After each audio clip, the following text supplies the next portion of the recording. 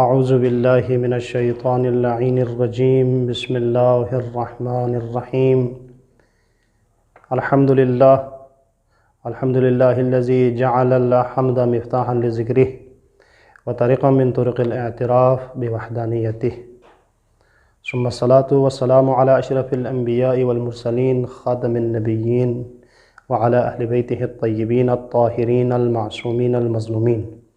واللعنۃ اللہ علی اعدائہم اجمعین اما بعد قال تبارک و تعالی فی حدیث القدس الصوم لی وانا اجزی بہ۔ محترم ناظرین و سامعین کرام، آپ لوگوں کی خدمت میں فضیلت روزے کے حوالے سے حدیث القدسی کی ایک مشہور معروف حدیث جس کی تلاوت کا شرف حاصل ہوا، اسی حدیث کے ضمن میں چند نکات آپ لوگوں کی خدمت میں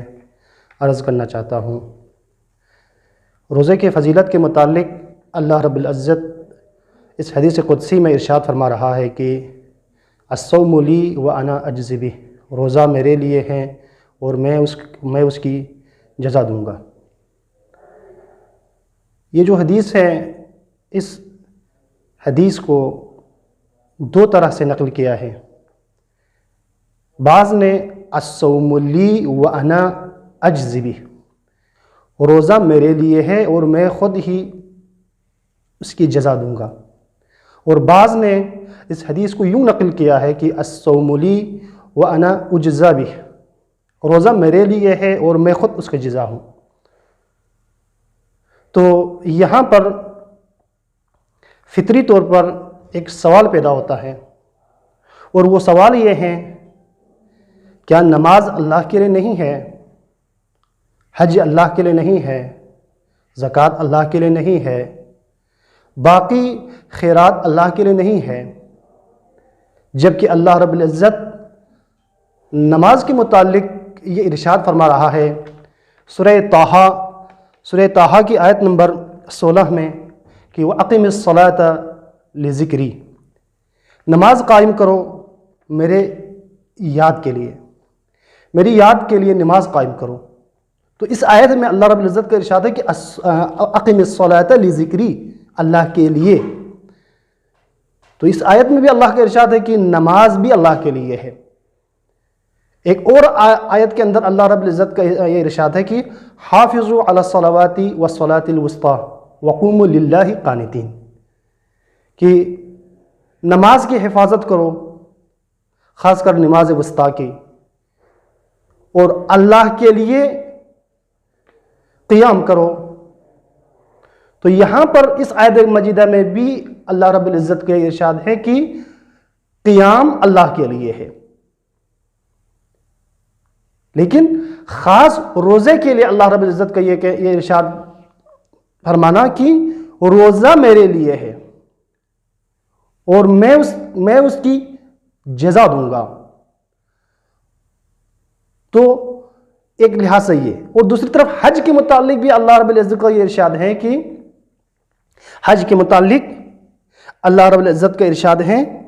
کہ وَلِلَّهِ عَلَى النَّاسِ حِجُّ الْبَيْتِ مَنِ اسْتَطَاعَ إِلَيْهِ سَبِيلًا، یعنی وَلِلَّهِ عَلَى النَّاسِ حِجُّ الْبَيْتِ مَنِ اسْتَطَاعَ إِلَيْهِ سَبِيلًا، اللہ کے لیے لوگوں کے اوپر فرض ہے کہ وہ اللہ کی گھر کا وہ حج کرے، زیارت کرے، وہ لوگ جو استطاعت رکھتا ہے۔ تو یہاں پر بھی للہ علی الناس حج البیت، اللہ کے لیے ہے حج۔ اور اسی طرح عمرے کے متعلق بھی ہے، حج کے متعلق بھی ہے کہ وَأَتِمُّ الْحَجَّ وَالْعُمْرَةَ لِلَّهِ، حج اور عمرہ بھی اللہ کے لیے۔ اور اسی طرح اطعام مؤمنین، اطعام کے حوالے سے چنانچہ پنجتن پاک نے اللہ کے خاطر فقیر کو، مسکین کو اور یتیم کو کھانا کھلایا۔ تو اللہ رب العزت نے سورہ دہر میں یہ آیت نازل فرمایا کہ انما ندعمکم لوجہ اللہ لا نرید منکم جزاء ولا شکورا، انما ندعمکم لوجہ اللہ، انہوں نے کھانا کھلایا تھا اللہ کے خاطر۔ لیکن یہاں پر خاص کر اللہ رب العزت نے روزے کی فضیلت کو بیان کرتے ہوئے حدیث قدسی میں ارشاد فرمایا کہ روزہ میرے لیے ہے اور میں اس کی جزا دوں گا، یا روزہ میرے لیے ہے اور میں اس کی جزا ہوں۔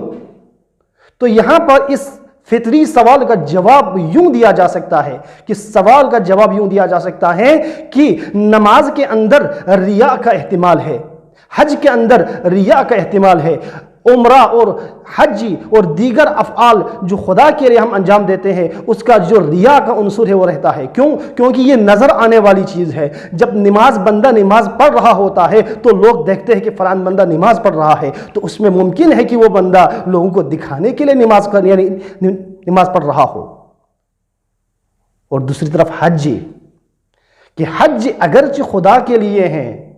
چنانچہ آیت سے واضح ہوا کہ حج کیا ہے، خدا کے لیے ہیں، لیکن ممکن ہے لوگوں کو دکھانے کے لیے، لوگوں سے حاجی کہلوانے کے لیے، تاکہ لوگ مجھے حاجی کہیں کہ وہ بندہ حج کرے۔ اور کھانا کھلانا شاید اس لیے کہ اگر کوئی بندہ یتیم کو، غریب غربا کو کھانا کھلائے، مومنین کو کھانا کھلائے، تو شاید اس کے دل میں یہ بات ہو کہ میں لوگوں کو کھانا کھلا رہا ہوں تاکہ لوگ کہیں کہ بندہ بڑا سخی ہے۔ لیکن روزہ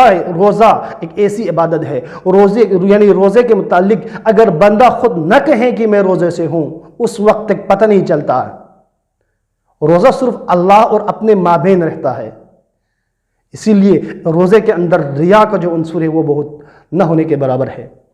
اور یہ صرف اللہ اور اپنے درمیان میں ایک راز کی طرح ہے۔ جب تک بندہ خود نہ کہے کہ میں روزے سے ہوں، سامنے والے کو پتہ نہیں چلتا کہ بندہ روزے سے ہے۔